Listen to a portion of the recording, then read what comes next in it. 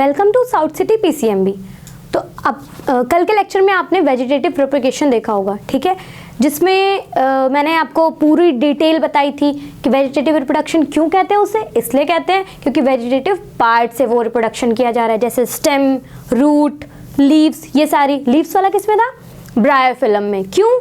क्योंकि उसकी लीव्स में बड्स पाए जा रहे थे, उसके लमाइना के जो आउटर कॉर्नर से वहाँ पे बड्स पाए जा रहे थे, जिससे एक नए प्लांट का प्रोडक्शन हो सकता है, वो कैपेबिलिटी रखता है, ठीक है।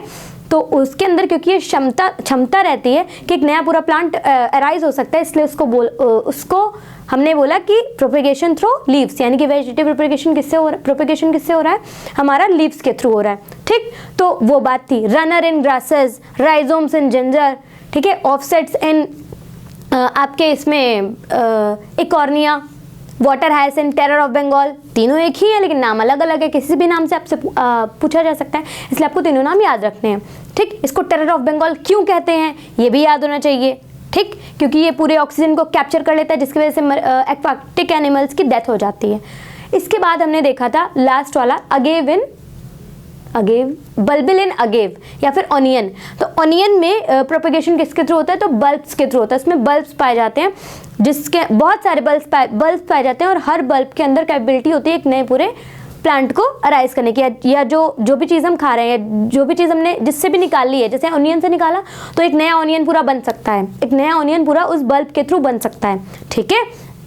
ये था हमारा कल के लेक्चर में, ठीक। तो थोड़ा सा आपका रिवाइज हो गया होगा, और ऐसे आपको कई चीज़ें मिली होंगी, ठीक, कई चीज़ें मिली होंगी। जैसे टैमरिंड जो होता है उसमें भी आपके राइजोम्स होते हैं, ऐसे आप ढूंढेंगे तो राइजोम्स भी कई चीज़ों में मिलेगा, ऑफसेट्स भी कई चीज़ों में मिलेंगे आपको एग्जाम्पल्स कई मिलेंगे। ज़्यादा एग्जाम्पल्स मत बटोरने के चक्कर में रहिएगा, बस जितने एनसीईआरटी में है वो तो आपको प्रॉपर्ली लर्न करने हैं, वो एकदम दिमाग में होने चाहिए, वो तो पक्का होने चाहिए। और एक्स्ट्रा जितने भी आसपास के वो आपको जितने भी आप बुक में देख रहे हैं वो आप नोटिस करते रहिए। आप 2-3 बार देखेंगे, 5वीं बार में आपको पूरा लर्न हो जाएगा। फिर जैसे आप जिस दिन आप किसी और को बताने लायक हो जाए, समझ लीजिए आपका वो टॉपिक तैयार है, ठीक है। जिस दिन आप किसी को बताने लायक हो जाए कि कोई भी आकर के आपसे पूछो और आप उसको समझा ले जाए, वो समझ जाए, तो उस दिन आपका वो टॉपिक तैयार है। ये होती है टेक्निक। किसी को भी ले लीजिए, चाहे बस आपसे ज़्यादा तेज़ ना हो वो, ये ध्यान रखिएगा, वरना वो आप कंफ्यूज हो जाएंगे उस चक्कर में, ठीक। तो हमने एसेक्सुअल रिप्रोडक्शन खत्म किया था, अब हम शुरू करने जा रहे हैं सेक्सुअल रिप्रोडक्शन। सेक्सुअल रिप्रोडक्शन 2 चीज़ों में पाए जाते हैं, हमारा एक फ्लावर में और एक हमारा ह्यूमंस में। यही कारण है कि जब आप 12th में जाएंगे तो उसमें 2 चैप्टर्स आपको मिलते हैं, sexual reproduction in flowering plants second chapter, और थर्ड चैप्टर आपका ह्यूमन रिप्रोडक्शन, जिसमें पूरा डिटेल आपको ह्यूमन रिप्रोडक्शन में थर्ड चैप्टर में मिल जाता है, और सेकंड चैप्टर में आपको sexual reproduction in flowering plant ही पढ़ाया जाता है, ठीक है। इसका मतलब कहीं ना कहीं दोनों टॉपिक्स बहुत बहुत बड़े बड़े हैं, लेकिन फिर भी क्योंकि आप 10th क्लास में अभी थोड़े से छोटे हैं, थोड़े से, क्योंकि आप मैच्योर तो एक बीच की स्टेज तो आ चुकी है कि 8th पास कर लिया, 10th में है तो you are mature, but not mature enough कि आप इतने कैपेबल हो सकते हैं कि आपको बहुत सारा सिलेबस दे दिया जाए, ठीक है। तो वो कैपेबिलिटी अभी आपके अंदर नहीं आई है। हालांकि कुछ बच्चे ऐसे होंगे जो शुरू से मेहनत कर रहे हैं, उनके अंदर होती है, लेकिन फिर भी अगर हम एवरेज लेवल पे देखें तो हर बच्चे के अंदर नहीं होती है। हर बच्चा अपने आप में एक नया एक कुछ ना कुछ एक यूनिक कैरेक्टर या यूनिक टैलेंट रखता है। कोई गाने में अच्छा है, सिंगिंग में कोई अच्छा है, कोई ड्राइंग क्रिएटिविटी में बहुत अच्छा है, ठीक है। तो हर इंसान के पास कोई ना कोई स्किल होती है। तो जैसे मैंने कहीं पे पढ़ा हुआ था कि हुनर सबके अंदर होता है, किसी का छप जाता है तो किसी का छिप जाता है, ठीक है। तो टैलेंट सबके अंदर है, स्किल सबके अंदर है, उसको छुपाइए मत, उसको उभारिए। छिपाना नहीं है, हमें छपवाना है कि आपके बैनर्स लगें, लोग उसको पहचाने, लोग उसकी सराहना करें। छिपना नहीं चाहिए, छपना चाहिए, ये कोशिश रखिएगा जो भी स्किल्स हैं आपकी, ठीक है। लेकिन ये तो जैसे नेसेसिटी है हमारे लाइफ की, चाहे वो बॉलीवुड के एक्टर हों, चाहे हमारे मम्मी हो, चाहे पापा हों, चाहे आगे वाली जनरेशन हो, जो भी है, पढ़ना है तो पढ़ना तो पड़ेगा। कम से कम पास होने लायक एवरेज मार्क्स इतने हो जाए कि हम किसी को सर झुका करके ना खड़े हों, एटलीस्ट सामने खड़े होने लायक रहे, इस तरह के मार्क्स आने चाहिए।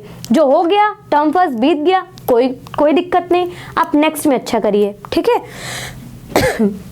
अब नेक्स्ट है हमारा सेक्सुअल रिप्रोडक्शन। तो mode of reproduction in which two parents involve to produce offspring, क्योंकि वहाँ पे हमने सिंगल पेरेंटिंग देखी थी ना, सिर्फ एक सिंगल पेरेंट था जो कि ऑफस्प्रिंग प्रोड्यूस कर रहा था। बर्ड्स एक ही था ना, कहीं और दूसरे से हमने मिला करके कुछ नया प्लांट बना नहीं। आपके लीव्स एक ही थी ना, उसी का तो बट था, कोई नई प्लांट की लीफ मिला करके हमने कुछ जोड़ करके नया प्लांट बनाया नहीं, सिर्फ एक ही लीफ से काम चल गया। राइजोम्स में जो हेयर्स थे उन्हीं से चल गया था। वहाँ पर एसेक्सुअल था, सिंगल पेरेंटिंग थी। यहाँ पर दो पेरेंट्स इन्वॉल्व होते हैं, जैसे कि ह्यूमंस में भी हम देखते हैं मेल फीमेल इन्वॉल्व होते हैं, तब जाकर के ऑफस्प्रिंग प्रोड्यूस होती है। फ्लावर में भी हम देखते हैं मेल फ्लावर और फीमेल फ्लावर, तब जाकर के उसमें पॉलिनेशन के थ्रू एक नया पूरा फ्लावर बनता है। ठीक है, ये चीज़ें होती हैं। तो mode of reproduction in which two parents involve to produce offspring, ठीक, इज कॉल्ड सेक्सुअल रिप्रोडक्शन। उसको हम क्या कहते हैं? Sexual reproduction. अब क्योंकि आपका 1 मार्कर खत्म, एमसीक्यू खत्म, अब आपसे फीचर्स पूछेगा, वो आपसे डिटेल पूछेगा और अच्छे से पूछेगा, क्योंकि एक बार तो आपने पूछने नहीं दिया 2 चैप्टर में, तो जितना पूछना है इसी में पूछेगा। ठीक है, तो क्वेश्चंस अच्छे खासे आएंगे, ऐसा नहीं बहुत टफ पेपर आता है। आंसर कभी टफ नहीं होता है, क्वेश्चन टफ होता है, आंसर तो उसी किताब में से मिलता है ना। हम क्वेश्चन को समझ नहीं पाते इसलिए हमें टफ लगता है। हो सकता है वही क्वेश्चन किसी के लिए बहुत आसान हो या उसको समझ में आ रहा हो, तो क्वेश्चन कभी टफ नहीं होते हैं। आंसर कभी टफ नहीं होते हैं। हमारे क्वेश्चंस हो सकते हैं टफ हमें लग रहे हो, ठीक है, लेकिन आंसर सबके सेम होते हैं। जैसे क्वेश्चन कभी कभी ऐसा पूछ लिया जाता है, इसको हम समझ नहीं पाते हैं, आंसर जानते फिर भी लिख के नहीं आते हैं, तो ये गलती आप मत करिएगा, बिल्कुल मत करिएगा। क्वेश्चन को समझिए, नहीं आता तो आप समझिए, किसी से कंसल्ट कीजिए। जो आपको टर्म्स नहीं समझ में आते हैं आप हमारे कमेंट बॉक्स में पूछ सकते हैं। We are available for you know free of cost. हमेशा हम जब भी देखेंगे उसका रिप्लाई आपको करेंगे। आपकी बस एक स्टेप रखने की देर है, अगर उसके साथ में दूसरा स्टेप हम ना रखें तो हमारी गलती। ठीक है, आप एक स्टेप रख के तो देखिए। तो ये था। अब फीचर्स अगर आपसे कोई कह दे कि एग्जैक्टली सेक्सुअल रिप्रोडक्शन में के फीचर्स क्या क्या होते हैं, अब बच्चा कंफ्यूज, फीचर्स क्या क्या होते हैं, क्या क्या होते हैं, कैरेक्टरिस्टिक फीचर्स क्या क्या होते हैं, ऐसा क्या होता है। अब बच्चे को पता सब कुछ है लेकिन वो लिख नहीं पा रहा है, तो वो लिखने के लिए कुछ पॉइंट्स आपको याद रखने पड़ेंगे। सबसे पहला पॉइंट जो इसमें पता चल गया हमें, 2 पेरेंट्स आर इन्वॉल्व, यानी कि इसमें 2 पेरेंट्स की आवश्यकता होती है। ठीक है, सिंगल पेरेंटिंग नहीं होती है। दूसरा, सेक्स ऑर्गन्स आर इन्वॉल्व, यानी कि अब जो गैमीट्स, यहाँ पर गैमीट प्रोडक्शन होता है। क्या होता है? Gamete production. यहाँ पर मेल गैमीट बनता है और फीमेल गैमीट बनता है। मेल गैमीट हमारा मेल रिप्रोडक्टिव ऑर्गन में बनता है, female gamete female reproductive organ में बनता है।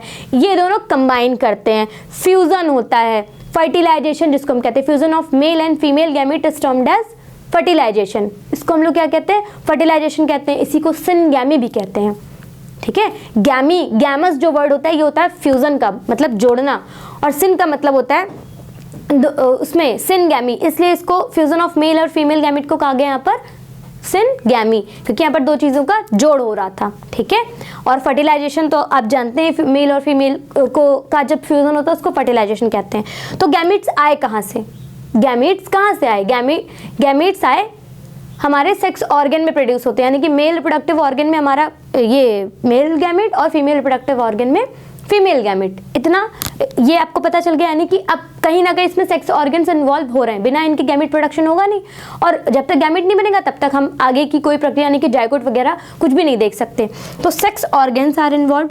नेक्स्ट है हमारा गैमिट। अब अगर सेक्स ऑर्गन आएगा तो वो क्या प्रोड्यूस करेंगे? गैमिट्स प्रोड्यूस करेंगे। मेल रिप्रोडक्टिव ऑर्गन हमारा male gamete, female reproductive organ female gamete. यहाँ पर फॉर्मेशन ऑफ गैमिट्स होते हैं, मेल और फीमेल दोनों, यानी कि मेल रिप्रोडक्टिव ऑर्गन जैसा कि मैंने कहा मेल गैमिट और फीमेल वाला फीमेल गैमिट, यहाँ पर फॉर्मेशन होता है। अब फॉर्मेशन हुआ है तो क्या होगा? किस लिए हुआ है? फ्यूजन के लिए हुआ है भाई, फर्टिलाइजेशन के लिए। फिर उसके बाद में आपका होता है fusion of male and female gamete, जिसको हम लोग फर्टिलाइजेशन कहते हैं। क्या कहते हैं? फर्टिलाइजेशन। ये जो गैमिट्स प्रोड्यूस होकर के आए हैं by the process of gametogenesis, by the process of gametogenesis. Ma'am ये क्या होता है? Gametogenesis is the process of producing gametes, ठीक है, from male reproductive organ और female reproductive organ। अगर to आपका मेल रिप्रोडक्टिव ऑर्गन भी हो सकता है, फीमेल रिप्रोडक्टिव ऑर्गन हो सकता है, बस चीज़ें इतनी कि मेल वाला फिर मेल गैमिट और फीमेल में फीमेल गैमिट। लेकिन प्रोसेस कौन सी होती है? गैमिटोजेनेसिस की होती है। गैमिटोजेनेसिस, अब जेनेसिस का मतलब होता है फॉर्मेशन, गैमिट का फॉर्मेशन, यानी कि फॉर्मेशन ऑफ गैमिट को हम क्या कहते हैं, गैमेटोजेनेसिस। इस प्रक्रिया को क्या कहते हैं, गैमेटोजेनेसिस, जिसमें आपके मेल और फीमेल दोनों आते हैं, उससे हमारे गैमेट्स बनते हैं, फिर इनका फ्यूजन होता है। अब दो चीज़ें, जैसे मैंने कहा था कि रेड और वाइट मिलाओगे तब पिंक बनेगा, येलो और रेड मिलाओगे तो ऑरेंज बनेगा, वैसे ही यहाँ पर मेल के कुछ कैरेक्टर्स और फीमेल के कुछ कैरेक्टर्स दोनों मिल करके ऑफस्प्रिंग में आते हैं, उसको हम लोग हाइब्रिड बोल सकते हैं, ठीक है। तो क्योंकि दोनों के कैरेक्टर्स उसमें आ रहे हैं, इसलिए उसमें कुछ ना कुछ वेरिएशन हम देखेंगे। सेम चीज़ उठ करके नहीं आ रही है, सेम चीज़ उठ करके नहीं आ रही है। जैसे आपने वाटर लिया और उसको दूसरे ग्लास में डाल दिया, तो क्या उसमें कुछ चेंज हुआ, नहीं हुआ। अब आपने वाटर लिया, ग्लास में डाला और साथ में एक पिंच सॉल्ट भी डाल दिया या शुगर भी डाल दिया, तो चेंज हो गया। वैसे यहाँ पर जब दो चीज़ें कंबाइन कर जाती है, उसके बाद में ऑफस्प्रिंग के अंदर दोनों के कैरेक्टर्स आते हैं, उस कारण की वजह से वहाँ पर वेरिएशन आता है। क्या आता है, वेरिएशन होता है पेरेंट्स ऑफ ऑफस्प्रिंग के बीच में। इसको अगर आप आसानी से ये समझ सकते हैं कि जैसे हम देखते हैं कि आपका इसमें क्या कहते हैं, प्लांट्स जो होते हैं, जैसे मैंने देखा था, आपने देखा होगा वेजिटेटिव रिप्रोडक्शन में कि एक बल्ब जो होता है अनियन को बनाता है, तो वो जो बल्ब था वो हमने अनियन से जिस निकाला उसके सेम जैसा अनियन हमें मिलेगा ना, यही तो होता है। टोमेटो के बाद जो नया टोमेटो यानी कि ऑफस्प्रिंग आएगी टोमेटो की तरह ही होगी। पर क्या ये ह्यूमंस में पॉसिबल है? क्या ये ह्यूमंस में पॉसिबल है कि पापा की तरह ही बच्चे का चेहरा हो, सेम टू सेम डिप्टो कॉपी? नहीं होता, नहीं होता। वो सिर्फ सूर्यवंशी फिल्म में ही होता है, यहाँ नहीं होता है। रियलिटी और मतलब रियल लाइफ और रियल लाइफ में डिफरेंस है। सूर्यवंशी में वहाँ पे पूरी कॉपी, और वो तो डबल रोल था ना। यहाँ पर डबल रोल तो होता नहीं है कि पापा भी एक ही बन जाए बेटा भी एक ही बन जाए, है ना, सेम फेस वाला।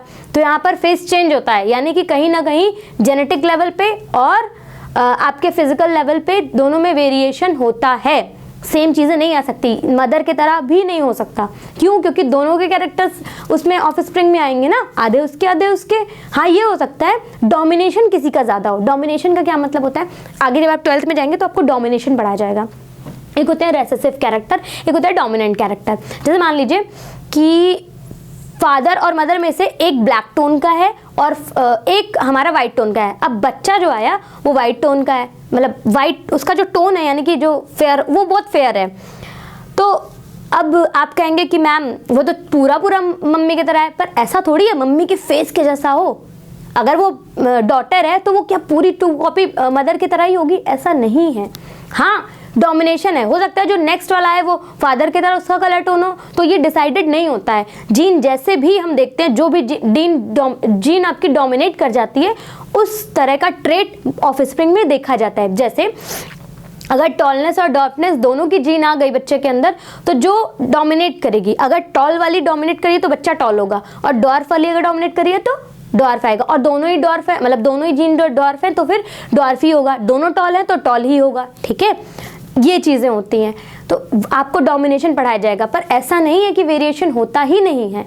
वेरिएशन कहाँ हम लोग एवोल्यूशन के थ्रू, अगर हम एवोल्यूशन मंकी के बाद में मैन बना ह्यूमन, फिर आप एवोल्यूशन जब चैप्टर पढ़ेंगे आपके में भी और 12th में भी है। 12th में तो बहुत डिटेल में होमो इरेक्टस और काफ़ी आदि मानव के टाइम से देखेंगे कितना डेवलप ब्रेन कैपेसिटी है उनकी, कितनी कम होती थी। आज जो हमारी ब्रेन कैपेसिटी है उससे बहुत कम होती थी। जैसे आपके घर में भी कुछ बच्चे ना मंद बुद्धि बच्चे हैं, तो सेम समझ लीजिए जैसा छोटे बच्चों को कुछ नहीं पता होता था, वैसे आदि मानव थे। वो डेवलप करते हुए, यानी कि डेवलपमेंट उनका किसके थ्रू हुआ, ये जो उनके फीचर्स थे वो इन्हांस हो रहे थे एवोल्यूशन के थ्रू, धीरे धीरे, है ना। जैसे जब हम कुछ एक्सपीरियंस कर लेते हैं तो दोबारा, जैसे बच्चे को कितना मना करोगे, नहीं छूना, फ्लेम के पास नहीं जाना, नहीं जाना, जब तक वो एक बार छू लेने दो, जब एक बार जल जाएगा तो दोबारा नहीं जाएगा वो। रीज़न एक्सपीरियंस हो गया ना कि यहाँ कोई डेंजरस जोन है जहाँ पे दोबारा जाएंगे तो हाल वही होगा जो पहले हुआ था, ठीक है। तो फील करना ज़रूरी है। एक्सपीरियंस कभी कभी नेसेसिटी हो जाती है हमारे लाइफ की। एक्सपीरियंस जब तक हम नहीं लेंगे तब तक कोई चीज़ें हम सीख ही नहीं सकते, या कोई चीज़ों की सही से हम सीख नहीं ले सकते। सीख तो सब कुछ सकते हैं, पर सीख लेना और सीखना ये थोड़ी सी डिफरेंट बातें हैं। जिसको पता, जिसने महसूस किया होगा उसी को पता होगा, ठीक। तो ये चीज़ें हैं। वेरिएशन यहाँ पर बहुत ज़्यादा इम्पॉर्टेंट हो जाता है। वेरिएशन के कारण ही चीज़ें डेवलप हो रही हैं, फीचर्स इन्हेंस हो रहे हैं ह्यूमंस के अंदर, और भी बाकी सारे जितने भी सेक्सुअल रिप्रोडक्शन वाले एनिमल्स हैं उनके अंदर, ठीक है, ये चीज़ें तो वेरिएशन बहुत इंपॉर्टेंट है। एक आपको शब्द मिला होगा क्लोन, तो ये क्वेश्चन पूछा जाता है कि do clone formation occurs in the process of sexual reproduction? No. Why? क्योंकि क्लोन तो आपका एसेक्सुअली बनता है ना, क्लोन आपका इसमें कैसे बन सकता है? क्लोन ऑफस्प्रिंग होती है एसेक्सुअल रिप्रोडक्शन वालों की, यानी कि जो भी ऑफस्प्रिंग प्रोड्यूस करते हैं सेक्सुअल मोड के थ्रू, उनमें जो ऑफस्प्रिंग बन रही है वो हमारी क्लोन होती है। क्यों क्लोन कहते हैं? क्लोन मतलब होता है कॉपी, क्लोन मतलब होता है कॉपी, यानी कि जेनेटिक मटेरियल टू कॉपी, यानी कि उसकी एकदम सेम टू सेम कॉपी आकर के उठ करके ऑफस्प्रिंग में चली आई उससे, और जेनेटिकली यानी कि उसकी जीन और फिजिकल कैरेक्टर दोनों सेम टू सेम मैच करते हैं, इसलिए उनको क्लोन बोलते हैं। पर ऐसा यहाँ नहीं होता है, ऐसा यहाँ नहीं होता है, ठीक है, जिसके कारण यहाँ पर वेरिएशन क्योंकि आता है इसलिए यहाँ पर क्लोन फॉर्मेशन नहीं होता है। तो एक पॉइंट आप और लिखेंगे इसमें, नो क्लोन फॉर्मेशन।